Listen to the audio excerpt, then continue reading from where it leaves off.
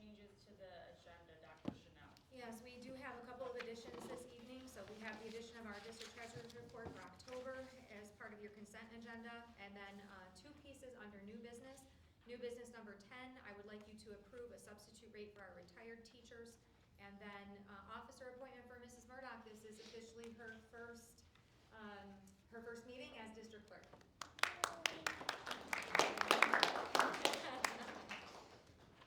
Thank you.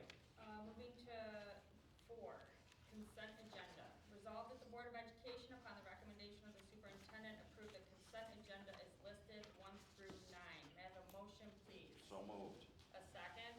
Second. Any discussion? All in favor say aye. Aye. Any opposed? That motion is carried. We're going to move on to communications, starting with correspondence and points of pride.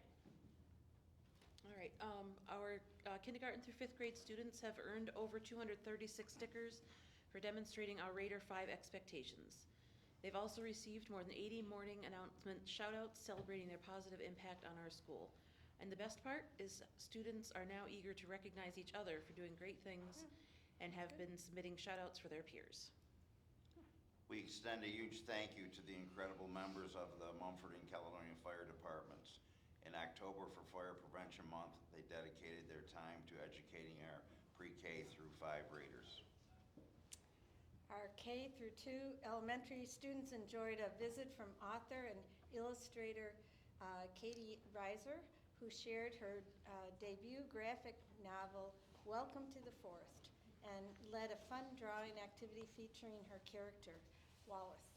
Thank you to Mrs. Wilson Monahan for organizing this special experience for our Raiders. And our 4th graders brought their favorite book characters to life during the Pumpkin Project.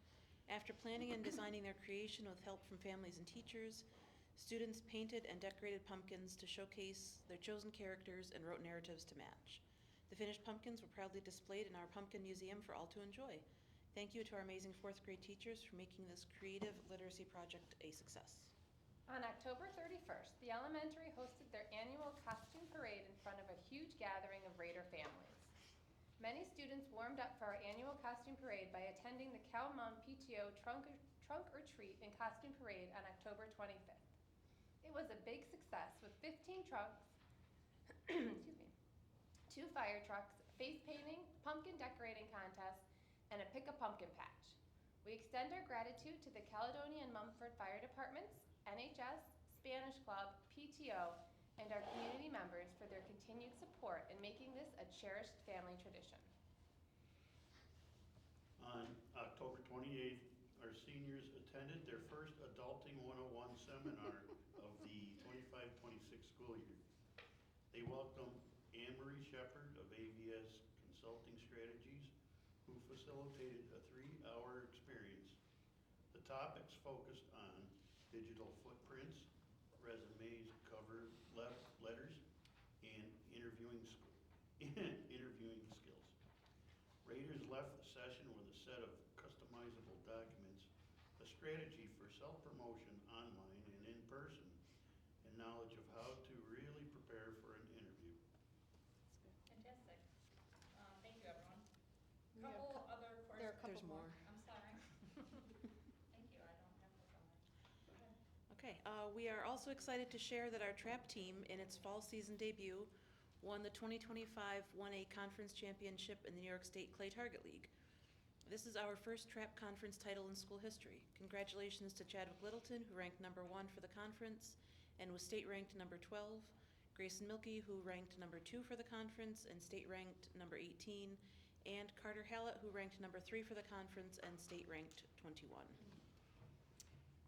On November 7th, our National Honor Societies hosted the annual Veterans Breakfast for Cal Mum veterans and their guests. Attendees enjoyed a VIP experience provided by our Raiders and staff. We are so grateful to serve our veterans and educate our Raiders on what today's holiday is all about. We thank our staff and students who made this year's breakfast so special. And I went to that, and I had the privilege of sitting with my daughter and her husband, who had been in Iraq, and he was able to tell the kids about green eggs. Because if you powdered eggs, I guess when you make them, they turn green. And then we talked about the people who voted in Iraq, and they got purple fingers to say that they voted and how proud they were of voting. So that was neat. The kids were interested to hear those stories. Thank you again, everyone. No shortage of points of pride. I have a couple correspondence I want to share with the board. First, I got a message from, a thank you card from the high school student council that I'd like to read to you guys. Dear Kellam Board of Ed, thank you for all you do for our schools. From all the hard decisions you make to being a voice for our community, you help to make our school a great place to be. We appreciate you greatly. From the CM High School Student Council. I thought that was nice. I will pass that around. Sherry and I were talking about, Mrs. Murdoch and I were talking about her starting a Board of Ed calendar. So there's a lot of moving parts, a lot of things are happening. We have workshops now on our calendar. We have committee meetings. Mrs. Murdoch is going to develop a calendar, invite all of the board members to it, so it's something we can reference and look at. And for all of us to help us all stay organized, I think also for you to stay organized in what we're doing. Thank you. Anything that I should add there? Nope, you'll get, everyone will just get an invitation once they've been added to the calendar. Fantastic. Thank you. That was your suggestion. I like that, very much like it. Wanted to give an update. Dr. Chanel and I attended NISBA in New York City last month. Is that last month? It was actually a really great experience. We were down there for 3 days, 2 nights, able to attend multiple sessions, meet with a lot of people, talk with a lot of educators, administrators. It was pretty amazing to spend time with Dr. Chanel. I have a new appreciation for how hard she works and how her job is truly 24/7. I don't think you had 10 minutes uninterrupted without calls and answering something. So it gave me a different appreciation for her. Aside from that, we learned a lot of great things, and I think we can bring some of those things back to our school. Let's move on to board committee reports. What committees met? High school compact, middle school, high school compact met, and we are still working on the pathway of, like a document to help guide you, career, college, the steps that you need to take and the, help me back, I can't think of the word I'm looking for. Just the available resources? Right, and right, and what happens at what point, kind of a guide. We met last month, and we had talked about getting feedback from students and are doing so through a survey that Mrs. Marcello put together. So we meet again tomorrow. So seniors, if you haven't filled out your survey, fill it out, Tick, please. tick, tick. Then elementary compact met with the PTO, and elementary compact, Michelle's talking to the people there about communication and how many times and a month or how often parents would like to hear from the teachers and what sort of way they should communicate and what they're looking for. And so that's a work in progress. And then we're also going to be working on homework expectations is another thing too. And then PTO talked about all the things that they're doing and working on. Athletic committee met. Mr. Mercado reviewed fall participation reports, scholar athletes, some highlighted accolades from the season, reviewed dual participation and participation in math and how that was going. And we had a request to sponsor a school-sponsored team that we reviewed. And we will be meeting again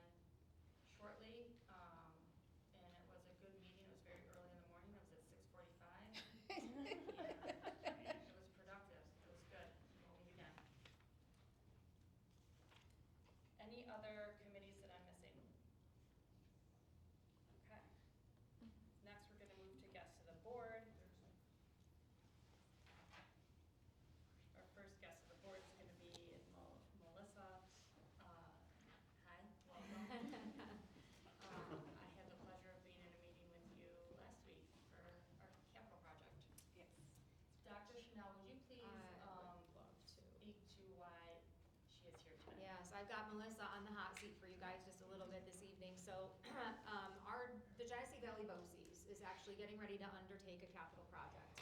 And they're not quite there yet. I believe they're getting very, very close to, is it ready? It's very It's close very now, close. right, They're getting yeah. very, very close to being able to launch this capital project. And one of the things that I am learning in my time in the superintendent group is that there are different ways that school boards can vote and make decisions around how we pay our portion of the costs of construction at Genesee Valley BOCES. So when we do finally meet and learn a little bit about the capital project from BOCES and what that expense is going to be for Caledonia Mumford, there are two ways in which we can go about financing this project. And so today I've got Melissa here because I want you guys to learn a little bit about the financing of a BOCES capital project before you start to hear about the BOCES project and their requests of us for an intermunicipal agreement.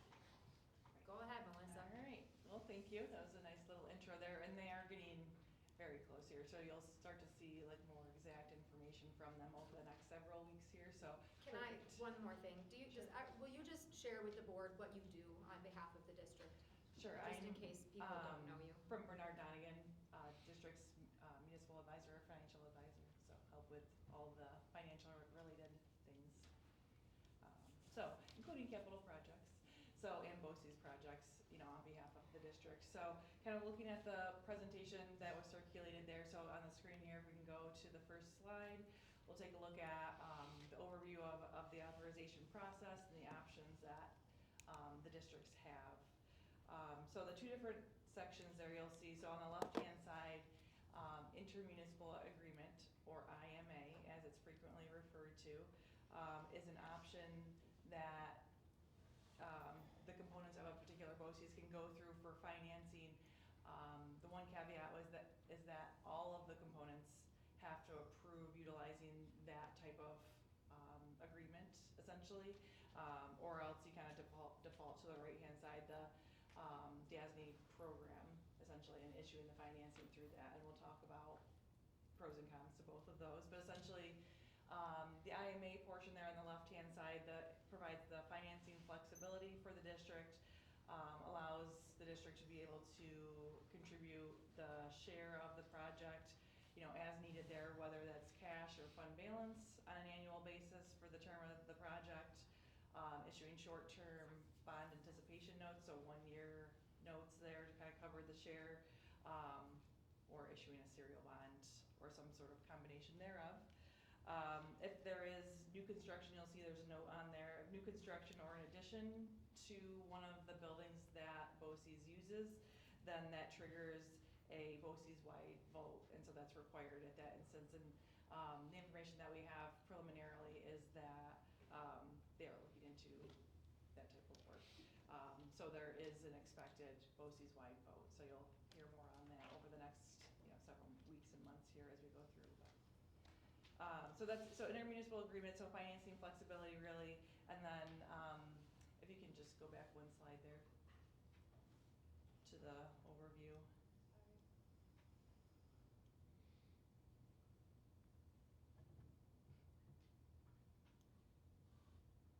And the DASNY portion of it, if for some reason any one of the components doesn't agree to that intermunicipal agreement, then you kind of go right to DASNY type of financing. What that means is, as you can see there, higher interest costs. You're kind of locked into whatever the BOCES picks for a repayment term, and then you just have to pay your share of that on an annual basis, similar to the BOCES project, actually, that's being paid off right now over the next couple of years. They had issued that way, but looking to see if we can get an actual intermunicipal agreement approved here for this particular project to allow for that additional flexibility. Any questions on that? You're here, you work for us, Yes. correct? Yes. And you're just here to try to explain to us why we're going to have to pay BOCES for their project and how you would suggest that we do it. Yes. Okay, that being said, you don't, I'm just curious. I've never heard of BOCES having a capital project.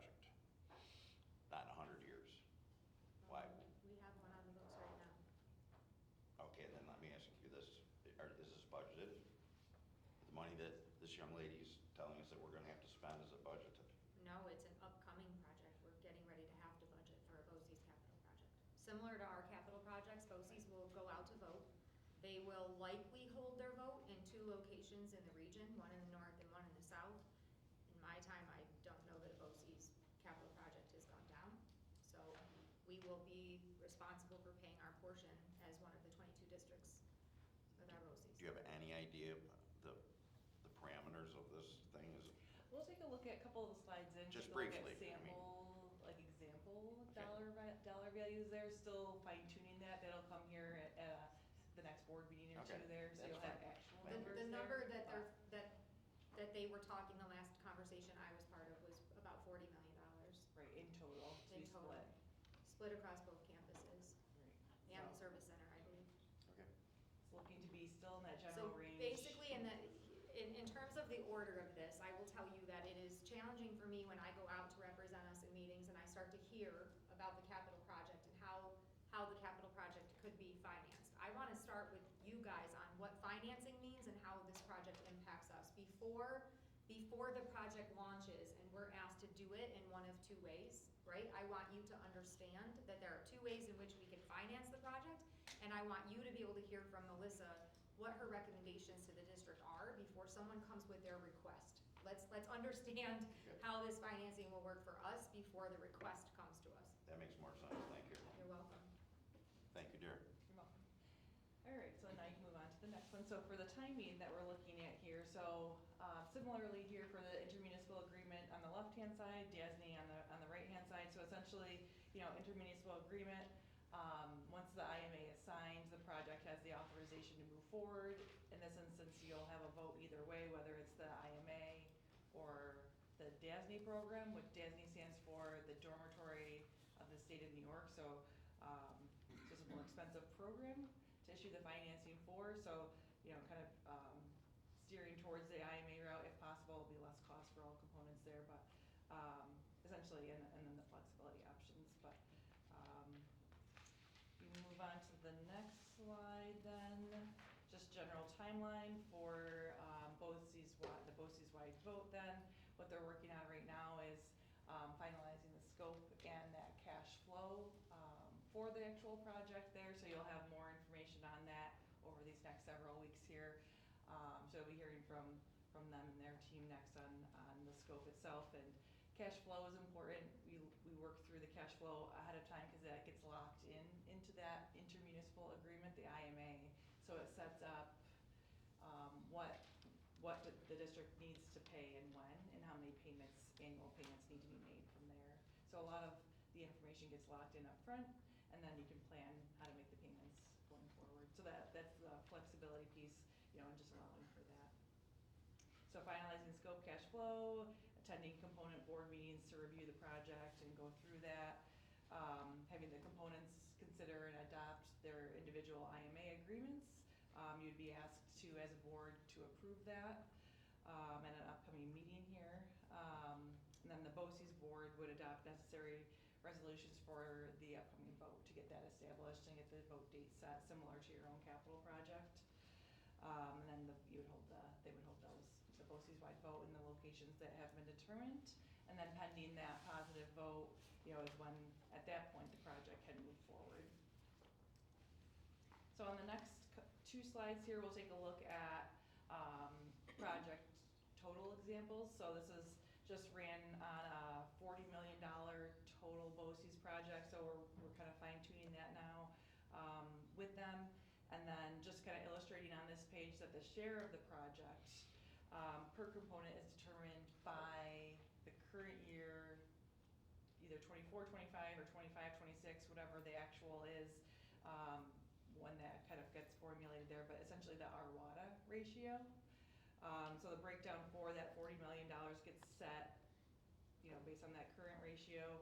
You can see in the middle of the page here, if you were to have a $40 million BOCES project with your 24-25 BOCES RWADA percentage, that CalMom's share of that would be approximately $1.6 million.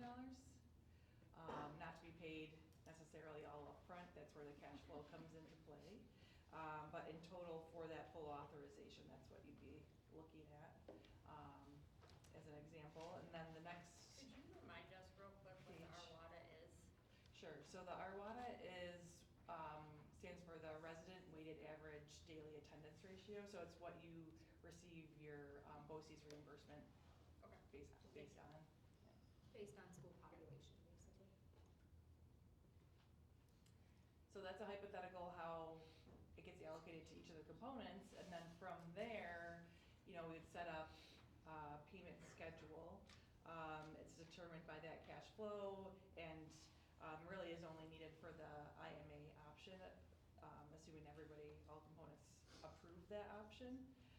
So it's set up here, for that $1.6 million, it would set up the terms of, in this instance, we are showing 4 different payments possibly being made, still being worked on, like I had said, so, kind of breaking that up based on when the construction is scheduled and payments, similar to your own capital projects, and making sure you have enough financing in place in order to pay the contractors and so forth there. So this kind of lays out 4 different payments, and how do we work through that in order to manage that with your other capital components as well as your other budget pieces overall. So any questions on that, at least an example of a breakdown?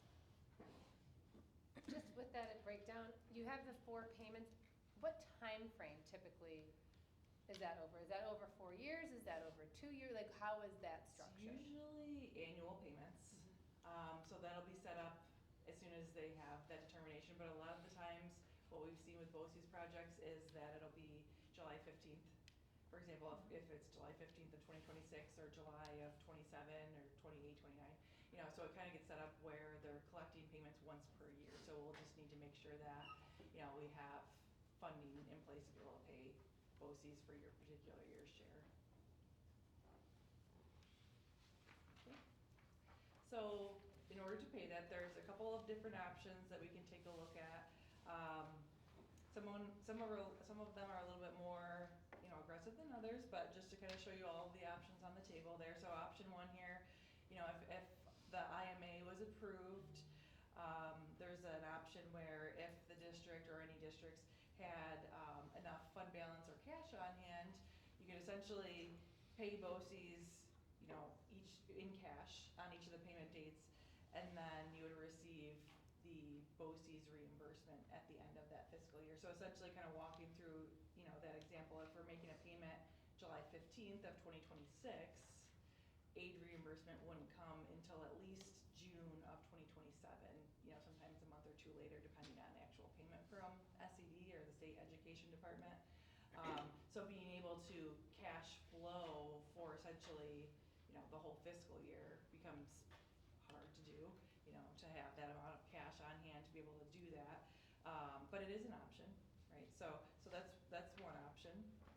The next page shows you that maybe a little bit more of a comfortable option here, short-term financing. So similar to the cash option, we're borrowing, as needed. We're borrowing once per year. You'll see the BAN, or the bond anticipation note, so that's a 1 year or less financing. So essentially, in this instance, you would issue a financing July of 2026, kind of following that same example, having that come due June of 2027, and then managing principal and interest from there. So you're not paying these huge payments to BOCES and having to come up with a lot of cash all upfront. So you're cash flowing essentially the whole payment until you get your respective aid share at the end of that year. And would you say this is the model we've used to finance buses in the past? Yes. So this is the Buy a model. bus, finance the bus, pay off the Right, bus, pay, short term. a portion of the financing there. It just works pretty smoothly, and it allows for the district to have more options there, that if in any given year they want to make more of a principal payment or less, we have some flexibility to adjust the sizing there. I have a quick question about the way our capital reserve is set up. I don't know if the resolution is specific, but are we able to use funds from our capital reserves on this project? Or did we establish that for only our projects? It's established only for ours. Yeah. We could, from what I'm seeing, there is some legal guidance around establishing a reserve. we would be able to use for BOCES capital projects. We don't currently have one, but there are a couple of districts that have moved in that direction pretty quickly. Okay, thanks. Great Is- question. Is our state aid like 82% or something like that? Our BOCES aid That's what I meant. depends on the programming. I don't know what we get from their capital. Do you, what our aid rate is? I wanna say 82, but I don't It's love- around there. I don't love Yeah. top Okay, notch so on if my we head, but- write the check for 600 grand, within 11 months, we'll get 480 back. Correct. Similar to the bus, right? We buy the Yeah. bus, we get 8 on the bus. We Right. pay for the bus, we get the 8 on the bus, right? Not Yeah. usually, that's Yeah, three this is buses. just, yeah, right, this is just a bit bigger for us. Okay, thank you. What's the anticipated timeline of this? Like, Brendan, could you get us some work on, you know what I mean? Let us know what's available. Is it right quick? Timing, so construction start timing or payment start from a When, component end? when do they look to have this approved?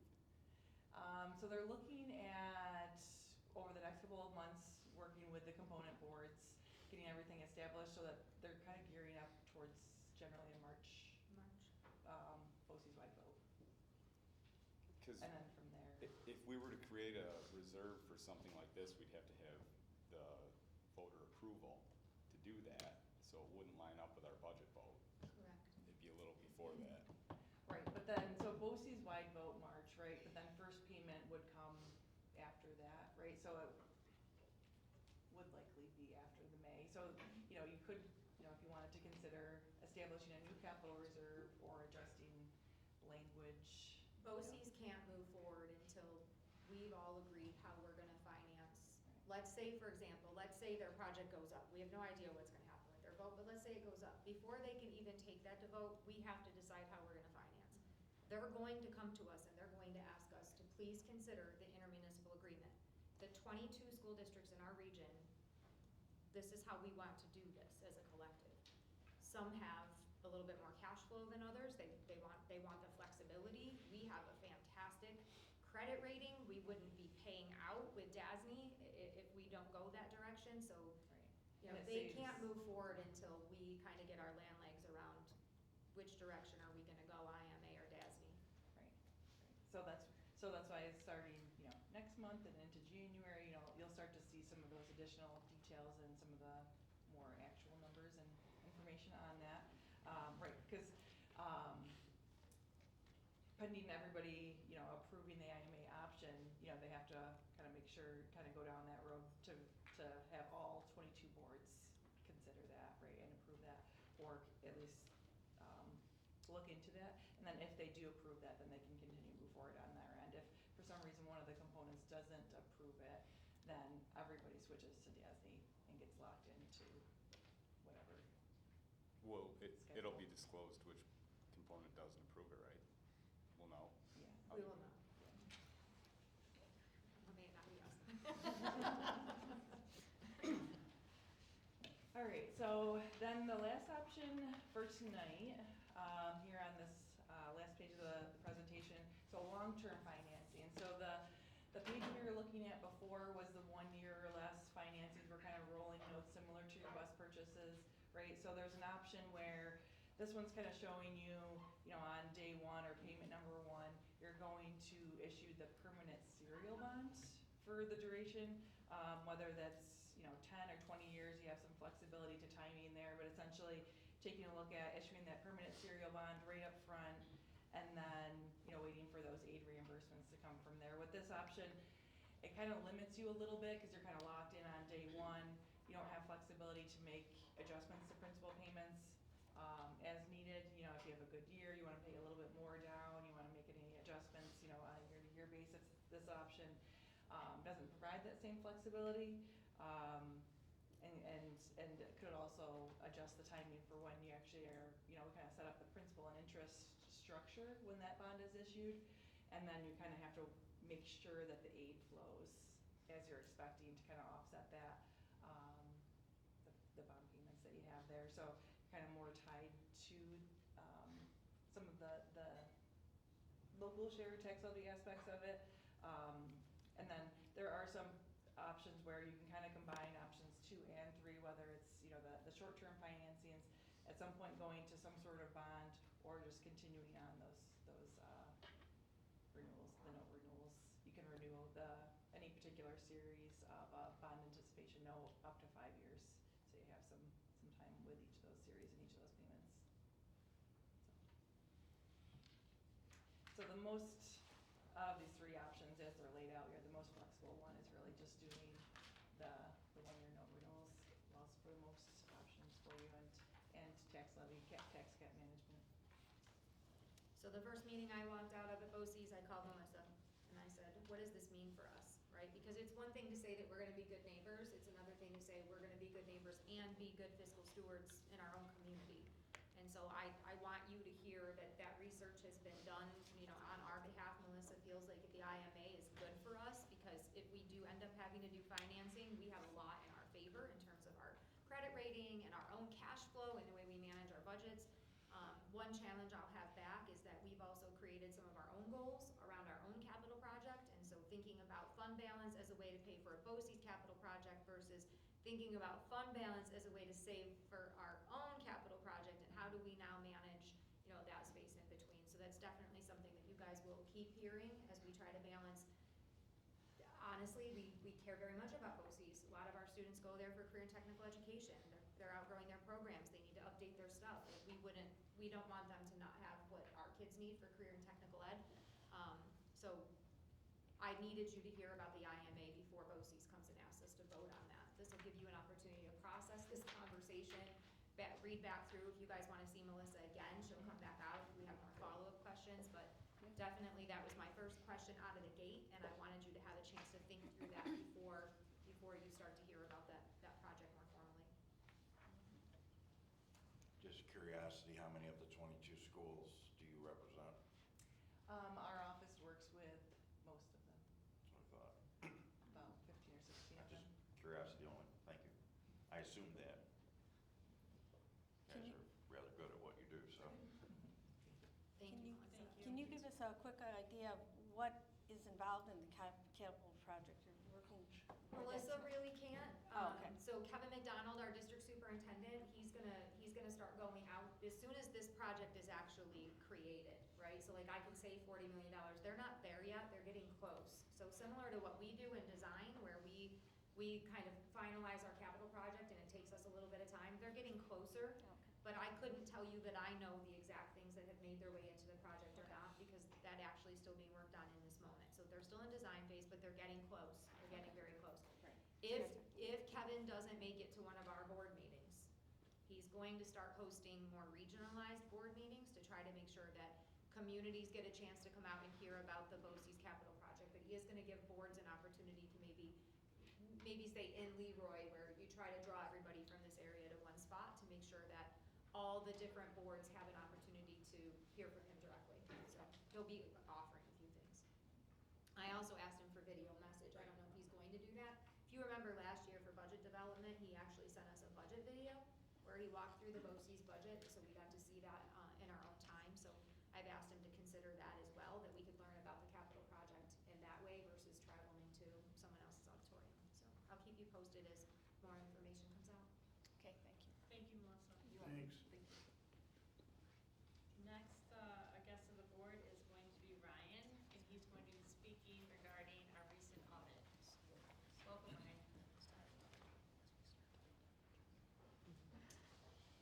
Hi, everyone. My name's Ryan. I'm a principal with MMB. We previously met with the audit committee and really reviewed the audit in more detail, but here for today is just a quick financial kind of highlight snapshot of how that meeting went and what was discussed.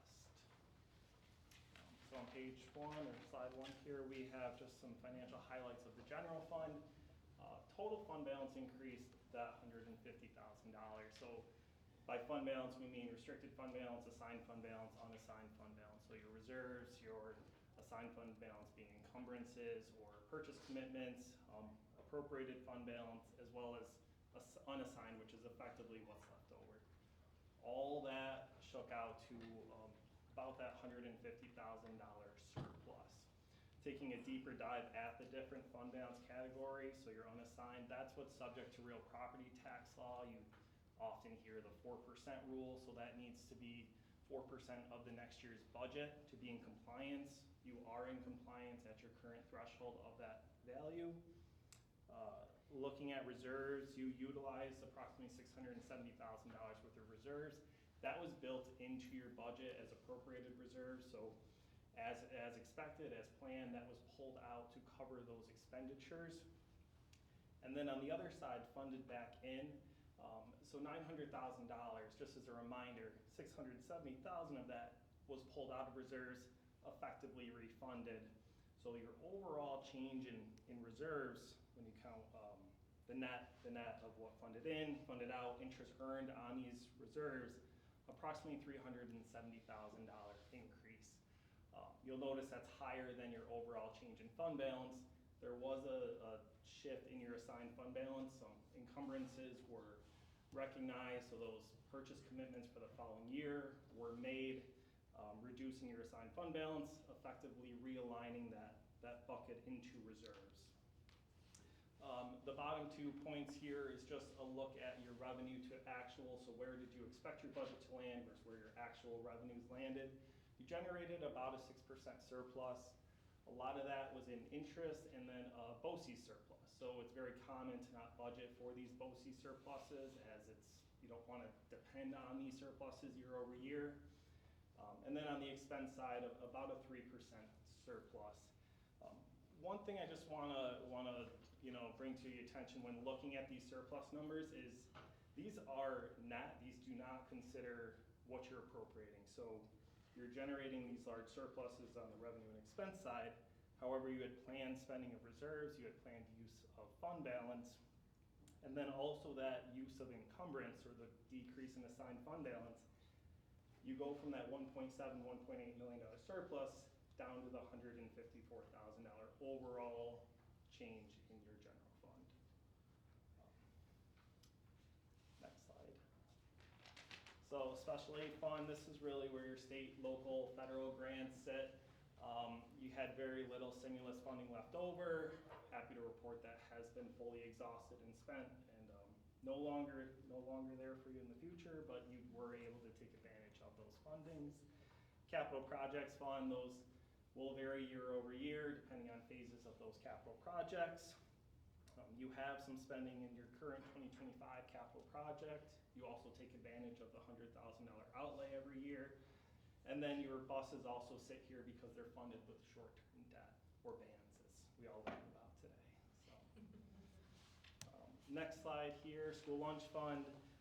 Happy to report an operating gain of about $90,000.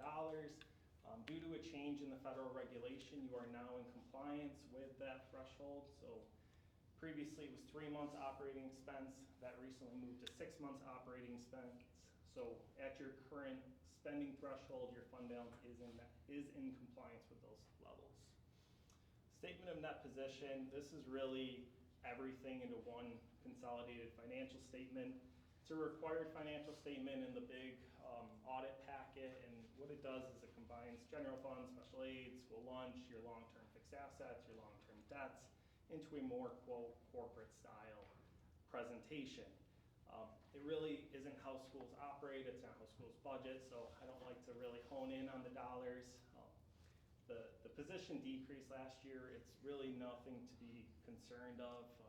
Frankly, it's a lot of that is depreciation on your buildings, which everybody has. Investment in capital assets, that is your buildings, your equipment, net depreciation, less any debt on those assets. And then unrestricted is really everything that's left over. On the next slide here is the management letter, or letter of communication. So we had a couple minor control deficiency items that we reported or reviewed with the audit committee. Prior year deficiency just means that this was a comment from last year that is still applicable today. There was some timing a few years back related to the bus purchases, where a bus was purchased that wasn't actually covered under the rolling ban. The district made the decision to kind of true everything up this year and set everything straight, so the funding has occurred, and won't occur. I guess this will be corrected for next year is what I'm saying. On the next slide, current year deficiency. So these are new for this year. Supporting documentation, we're certainly sensitive to a lot of turnover in the business office this year, and it was our understanding that these supporting documentations occurred They just were not available for our eyes, for examination. So it was a missing bid and some quotation documentation on some disbursements. Vendor change reports, this is really just best practice, strengthening those internal controls. It's really a good idea to have, the person that's processing your AP, if they're also responsible for changing remittent addresses, vendor names, histories, to having that second set of eyes on those changes. Smart Schools bond, again, this also was really a few years back. There's been some costs under the Smart Schools Bond Act. General fund fronts those costs, and it's really on the district to go out to the state to submit for those claims. So it's really just a reminder to get those claims submitted to get your cash flow in the door. And then claims auditor, so we sit down, we talk with different members of the district, we sit down and talk with your claims auditor. It appeared that electronic payments may not have always been reviewed, and within those are your credit card procedures, so making sure that all relevant disbursements are kind of in that scope of your claims auditor. And then on the last page here is the hurrahs, these things were previously communicated that were successfully corrected. As mentioned, the fund balance in your school lunch fund is now in compliance. And then lastly, all examined purchase orders were properly authorized, meaning purchase order was approved prior to that order or invoice being placed. Any questions?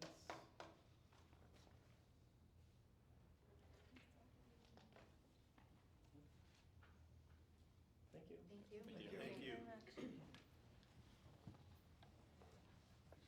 Next on our agenda is public forum. We do not have anyone signed up for public forum, so we're gonna move on to superintendent's report, Dr. Chanel. All right, so I'll get started by talking about the honor roll. As the board has seen this data already, we're looking at our total overall percent for both honor rolls across the 9 through 12 at 66%. November of 2024 for our comparison was at 71%, so we do have a little bit of a decline in overall number of students reaching the honor roll. Breakfast of Champions, you guys, let's go. Middle school honor rolls for marking period 1, so they have now actually received their first series here. You have the same thing, overall total 66% for both rolls, and last year at the same time at 77%. Total overall across the building, 6 through 12, middle high school, you are averaging 66% on the rolls, and last year it was at 70%.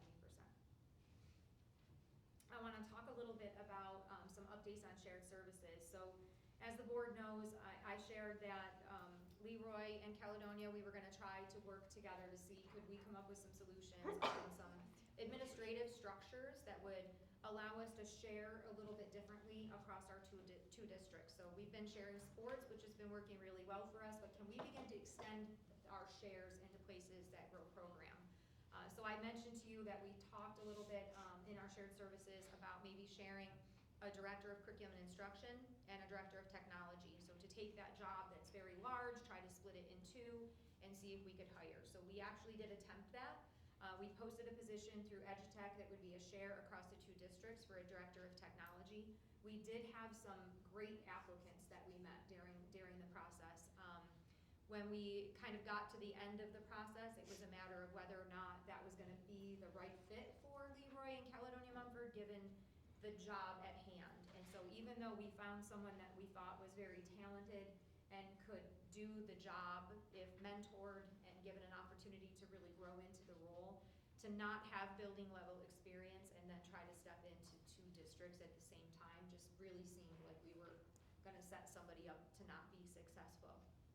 So we've kind of closed out that chapter of our investigation into another round of shares, so that's just my update there.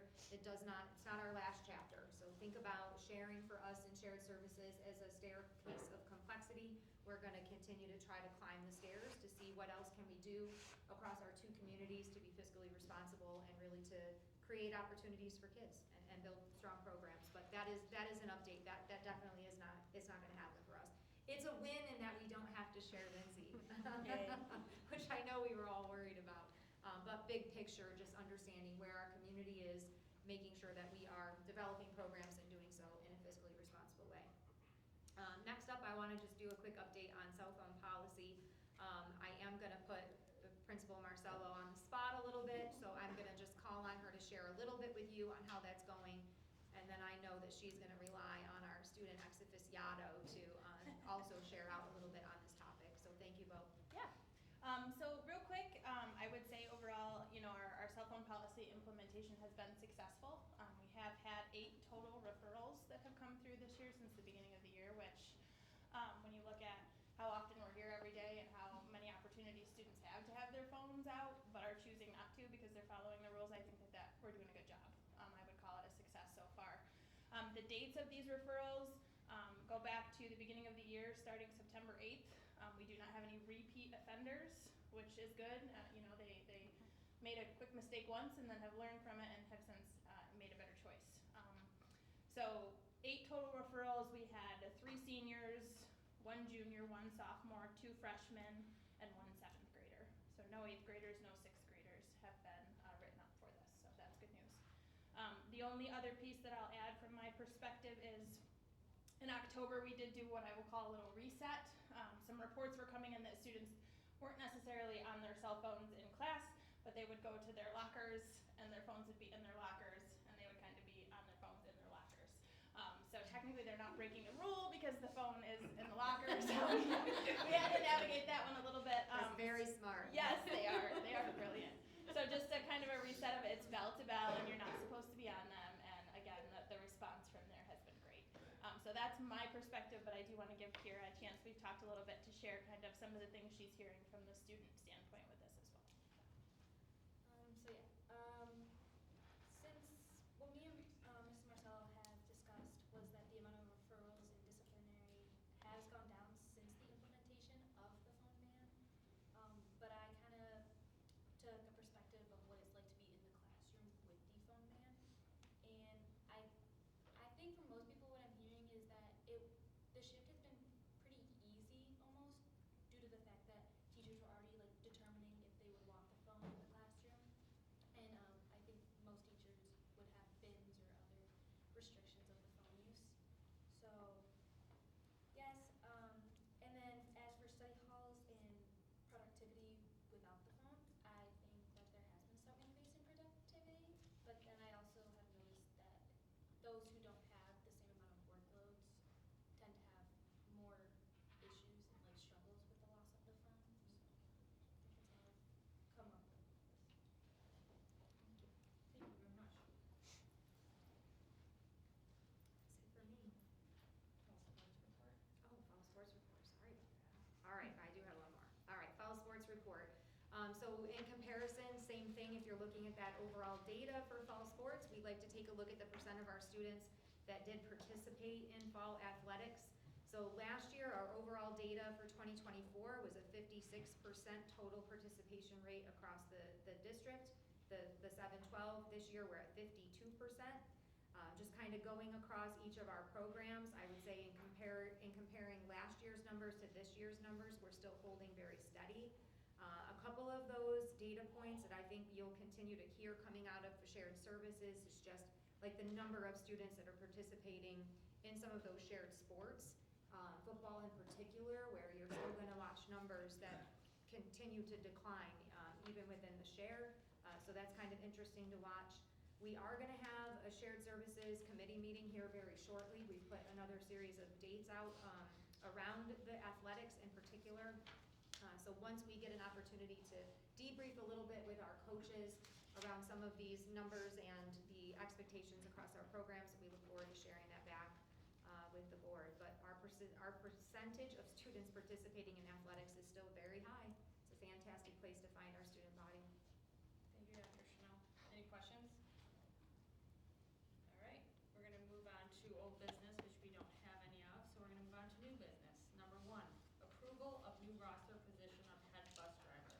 Resolved that the Board of Education, upon the recommendation of the superintendent, approve the creation of a roster position for the civil service title of head bus driver. May I have a motion, please? So moved. A second? Second. Any discussion? If it's okay, I'd just like to add that we have been posting for bus drivers with no fruit, right? We really need 2 bus drivers to keep us moving. So right now, what you're gonna watch me do is try to get creative around some position development that might draw or create a career ladder. Right now, the folks that have applied to be head bus driver are people that are licensed to drive. They don't currently drive for us. So if we can be successful with this position, you would basically add a bus driver. That'd be the first person in the chair driving when you need a driver, but also taking on some of the managerial components of the bus garage. So starting to even think about what we look like in 3 years or 4 years. You know, how long will Brian work? How long will he be here? I don't know, but we can't be person dependent. So one thing I will just continue to share is that I really hope that my 3rd year as superintendency doesn't look like my first, right? That everybody is not leaving at the same time with a lot of capacity leaving at the same time. So you're gonna watch me seeking to grow capacity within the district to be able to handle our own pipeline. Questions? All right, all in favor say aye. Aye. Any opposed? That motion is carried. Number 2, approval of agreement for special education programming. Resolved that the Board of Education approves the attached written agreement between the Livonia School District and the Caledonia Mumford School District for the 2025-2026 school year. May I have a motion, please? I'll make it. A second? Second. Any discussion? All in favor say aye. Aye. Any opposed? That motion is carried. Number 3, acceptance of the annual audit report.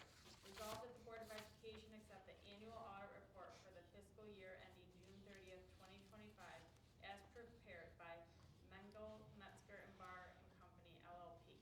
May I have a motion, please? I'll make it. Second? Second. Any discussion? All in favor say aye. Aye. Any opposed? That motion is carried. Number 4, acceptance of the corrective action plan. Resolved that the Board of Education approve the corrective action plan per the independent external audit report for the fiscal year ending June 30th, 2025. May I have a motion, please? I'll make it. Second? Yep. Any discussion? All in favor say aye. Aye. Any opposed? That motion is carried. Number 5, review of the 2024-2025 reserve fund balance plan.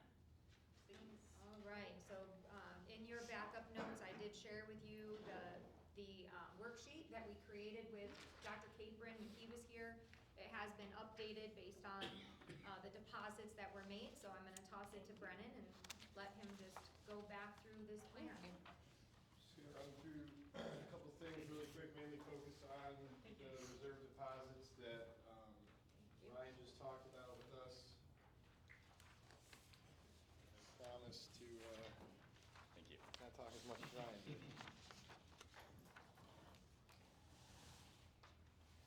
All right, so a quick brief on the reserve plan and the deposits to capital reserve and the vehicle and equipment reserve. This year for the capital reserve, the district deposited $400,000. This deposit's fully aligned with our publicly posted reserve plan and fund balance plan, which is on our website, and identifies this reserve as a primary tool to offset local share for our next capital improvement project. And as we talked about in the last board workshop that was focused on this, the goal was $400,000 a year, and that's what we were able to get to this year, utilizing fund balance. Building this reserve reduces, and this is in alignment with our plan here, the goal is to reduce the amount we will need to borrow later, long-term, and directly lowers the long-term tax impact on the community. By having a local share, we can not only offset the need for borrowing, but we can also ensure that that tax levy, if we do this right, stays nice and flat and there's no enormous fluctuation in that and putting any impact on the taxpayer. The next deposit we were able to make was the vehicle and equipment reserve. That was for $121,701. Our reserve plan identifies this reserve as the mechanism to support long-term transportation replacement scheduling. All right, so our goal here in Caledonia, our plan is we buy one bus every year. We either ban for that bus, which is a one-year bond anticipatory note, which Melissa just went over, or we try to pay cash. The district's goal is to try to mitigate financing as much as possible with this reserve. This approach ensures a safe, reliable fleet, predictable budgeting, and lowers long-term maintenance repair costs, which we have a 99% pass rating on our DOT inspections. So I'll give a shout out to our transportation department because they're doing such a good job over there, and this is part of the reason. This year, we were able to pay cash for our new bus, so this year in 2025, paid total cash for that, and we get to offset that purchase with the $121,701, so hopefully we'll get either close to that again this coming year, or we will have to finance a significant amount less. This puts us in a position to either, just like I just said, just to reiterate, pay cash for future bus purchases, or significantly reduce the amount we have to finance when replacement is needed. These highlight that we're in alignment with our exact goal of our reserve plan, which is stable planning, minimize borrowing, and protection of taxpayer dollars. This is, in our opinion, thoughtful long-range financial management, which help the district to prepare for capital needs, maintain our transportation fleet, reduce reliance on debt, and stabilize our tax levy over time. Any questions? I have a quick comment about the vehicle equipment reserve. Yep. I think, what was it, last week, we saw Governor Hochul finally cave on the natural gas ban on new construction. And I think that's probably very promising for the looming deadline we have for electrification of buses. Oh, I think so too. So, good news. Oh, just that's it? Just, okay. Yeah. Let's. I agree. I've been talking about it for years. Yeah, yeah. So we used this document in order to create the board workshop to take what had been sort of described to the community, and I'm gonna call it prose, right, paragraph format, instead of looking at the data. This document now is going to be listed on our website, so it's gonna show the community exactly what our reserve plan is, really looking at the numbers, including the deposits that we made. So I think we should take a moment to celebrate, right? We build a conservative budget, we manage our budget to be conservative, we end up with the ability to make a deposit in that reserve account of $400,000 for the capital reserve. Our target number for that reserve is sitting there over in the comments section at about 3.6, almost $3.7 million. To get to our next capital project, and not just the next one, but we're trying to forecast ourselves out 10 years. We don't want to deplete our entire reserve.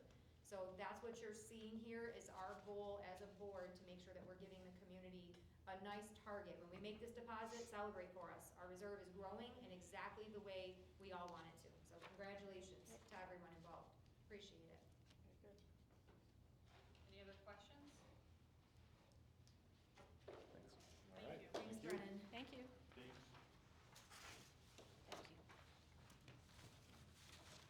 We're gonna move to number 6, adoption of the 2026-2027 school budget calendar. Resolved that the Board of Education, upon the recommendation of the superintendent, approve the 2026-2027 budget calendar as attached. May I have a motion, please?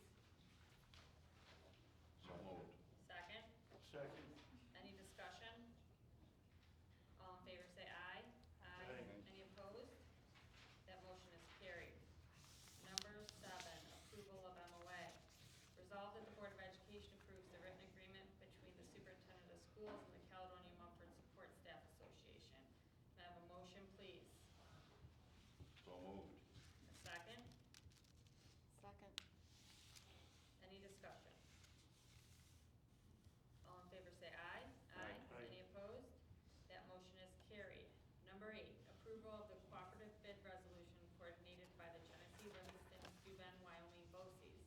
Resolved that the Board of Education approve the participation in cooperative bidding for the 2026-2027 year as coordinated by the Genesee, Livingston, Steuben, Wyoming, BOCES. May I have a motion, please? I'll make it. A second? Second. Any discussion? All in favor say aye. Aye. Any opposed? That motion is carried. Number 9, approval of flexible benefits plan amendment. Resolved that the Board of Education, upon the recommendation of the superintendent, approve the attached flexible benefits document. May I have a motion, please? Yep. Second? Second. Any discussion? All in favor say aye. Aye. Any opposed? That motion is carried. Number 10,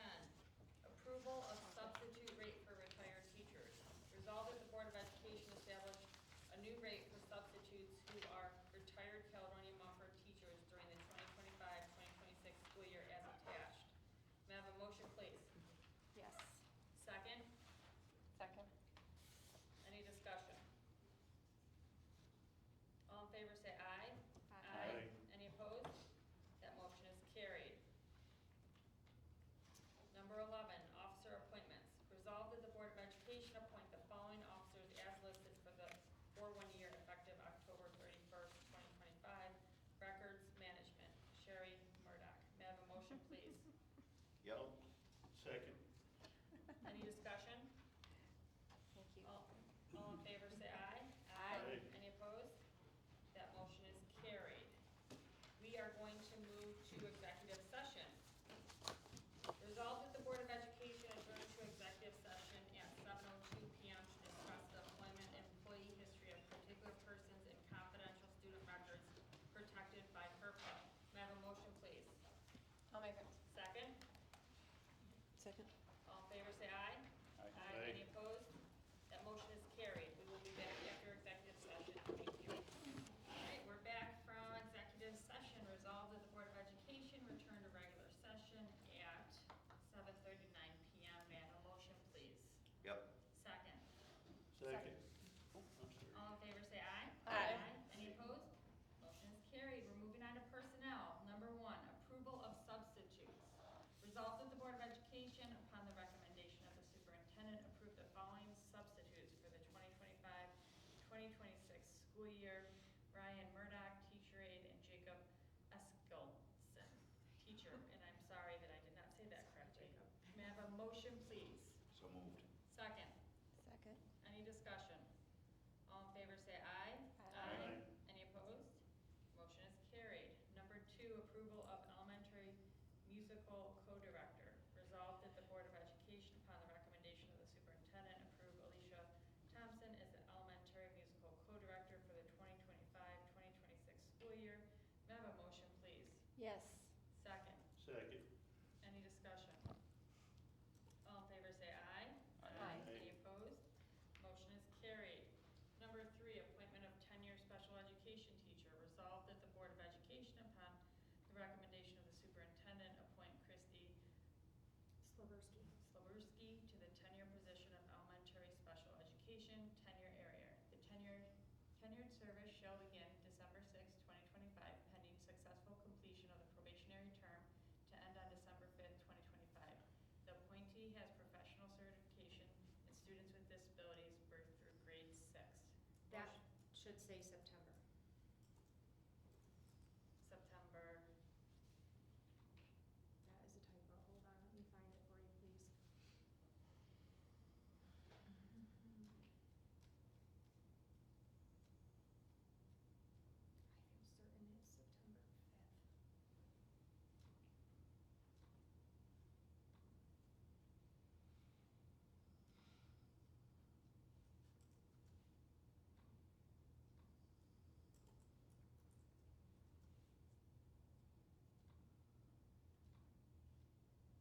I'm going to pause and come Yeah, back to this one. I'm sorry. That's fine. I'll have You it for look- you here. You look that up. I'm going to move to 4. I'm going to pause that one. 4, approval of separation agreement. Resolved, the Board of Education, upon the recommendation of the superintendent, approve the attached separation agreement between employee 1010 and the district. May I have a motion, please? So moved. Second. Second. Any discussion? I do not believe the language in this agreement provides sufficient protection for the taxpayers.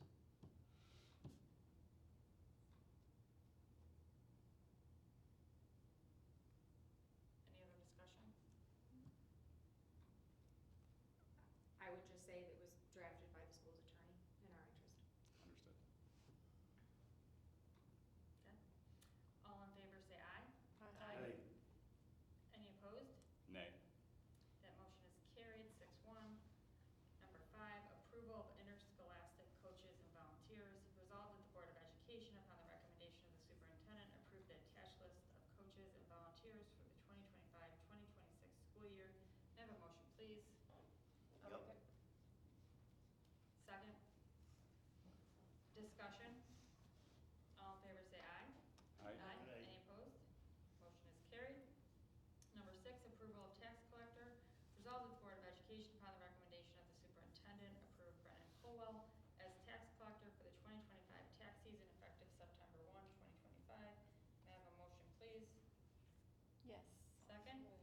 Second. Any discussion? All in favor, say aye. Aye. Any opposed? Motion is carried. I'm going to go back to number 3. Dr. Chanel, do you have that date? I do. It should read September the 6th, pending successful completion of probationary term to end on September the 5th. Okay. Would the board like me to read that again, or are we okay with that?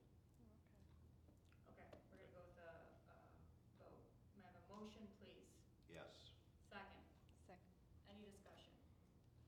All in favor say aye. Aye. Aye. Any opposed? The motion is carried. Next, I'm going to move to adjournment.